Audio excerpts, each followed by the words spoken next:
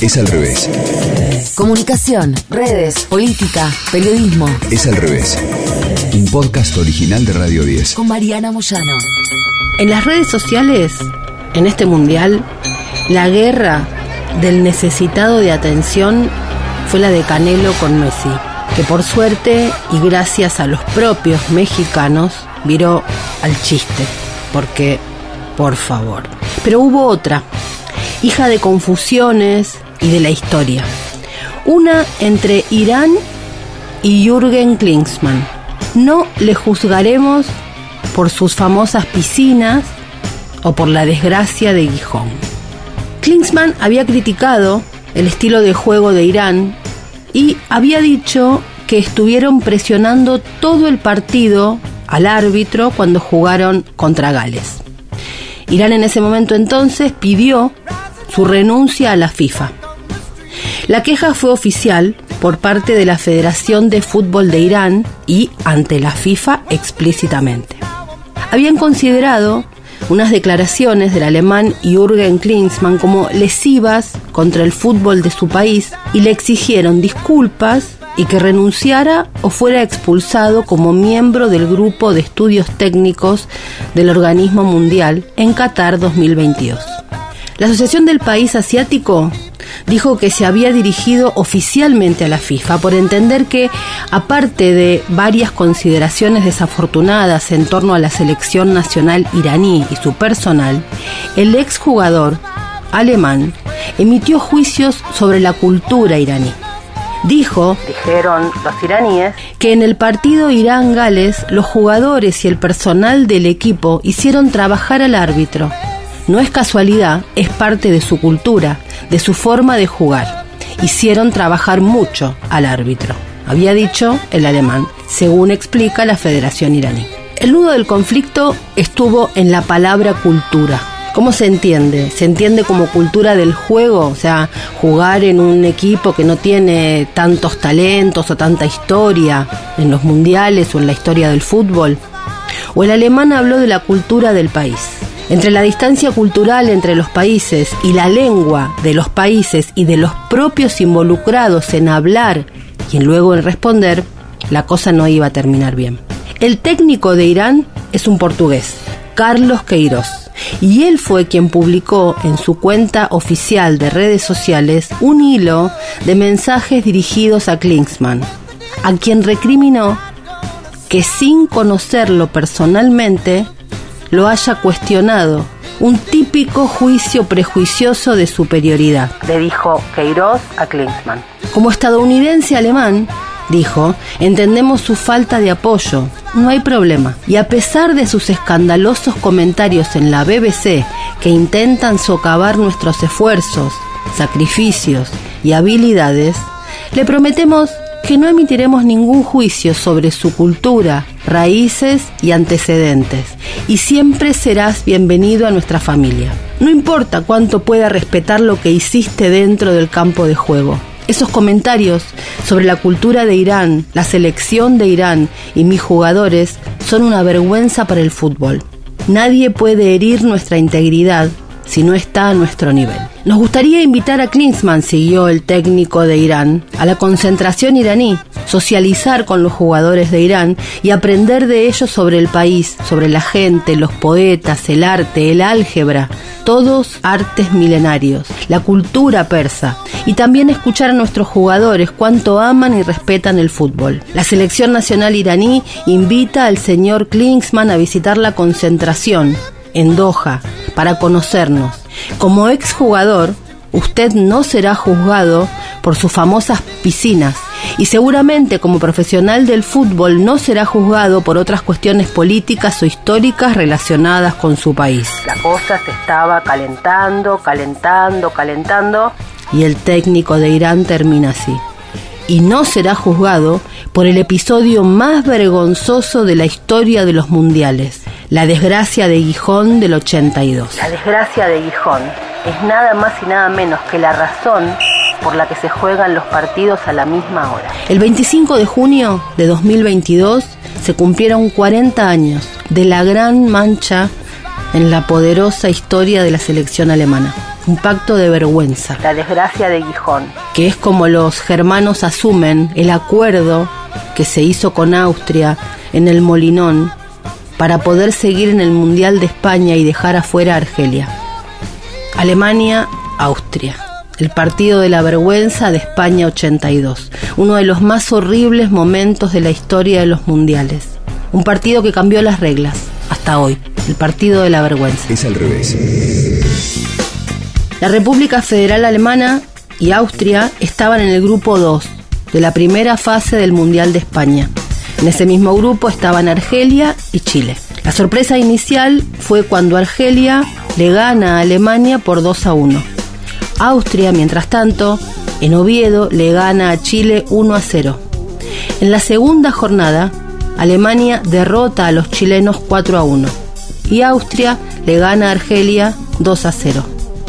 Austria entonces con 4 puntos, eran 2 por victoria en ese momento, Argelia y Alemania con 2 y Chile con 0.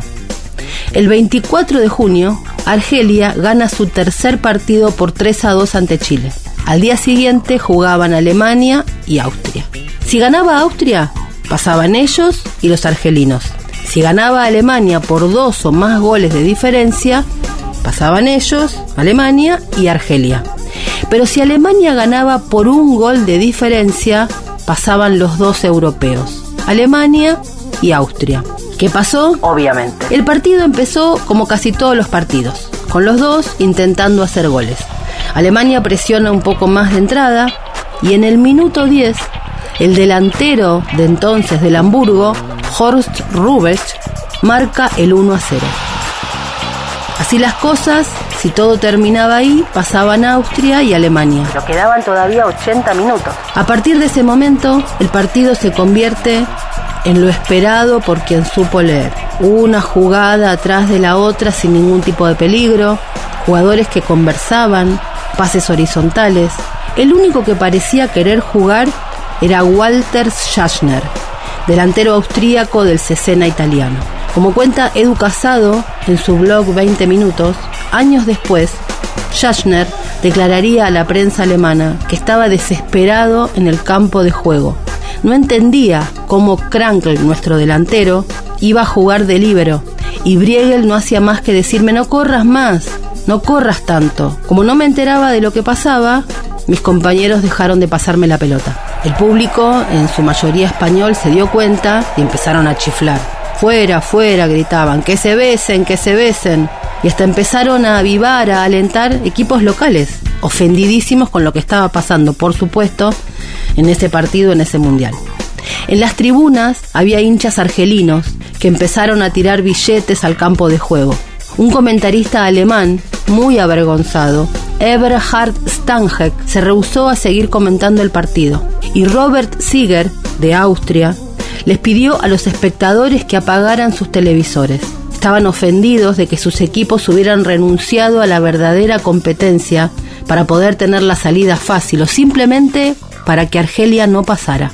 El partido terminó entonces 1-0 a favor de Alemania. Los jugadores fueron insultados por todo el resto del recorrido. El micro de los alemanes fue perseguido hasta el hotel y les tiraron huevos. Los jugadores fueron increpados y algunos, como Harald Toni Schumacher, reaccionó tan mal que tiró agua desde el balcón de su habitación. El diario El Comercio de Gijón publicó la crónica del partido. Tituló: unas 40.000 personas presuntamente estafadas en el Molinón por 26 súbditos alemanes y austríacos. Argelia protestó ante la FIFA, pero el organismo de fútbol no pudo hacer nada. Lo que sí hizo fue variar la norma, y en el siguiente mundial todos los partidos de la última jornada de un grupo se empezaron a disputar a la misma hora, algo que sigue vigente hasta hoy.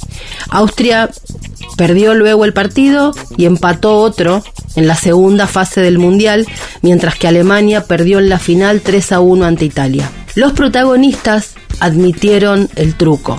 Era tan obvio lo ocurrido que 3 días después del partido, Alexander Klumper, un policía de Oldenburg, acudió a los juzgados a denunciar a su selección por deshonrar a la nación alemana y por provocarle lo que vio, un problema estomacal.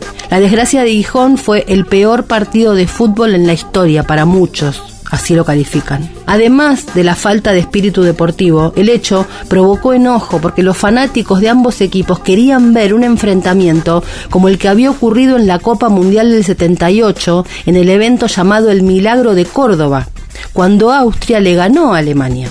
La Federación de Fútbol de Argelia pidió que se hiciera una revisión del caso. Incluso hasta señaló la incompetencia del árbitro Bob Valentine, porque no intervino en ningún momento. Y la FIFA analizó lo sucedido, pero determinó que no puede actuar de oficio porque no hay reglas que castiguen el espíritu antideportivo. No se habían roto reglas y además Alemania y Austria negaban cualquier plan para pasar juntos a la siguiente ronda. Obviamente no se podía hacer nada ahí. Quizá alguna revisión, pero era un escándalo mayúsculo. Pero lo cierto es que eso tuvo consecuencias, porque desde 1986 los juegos de grupos iniciales se llevan a cabo de manera simultánea para evitar esto.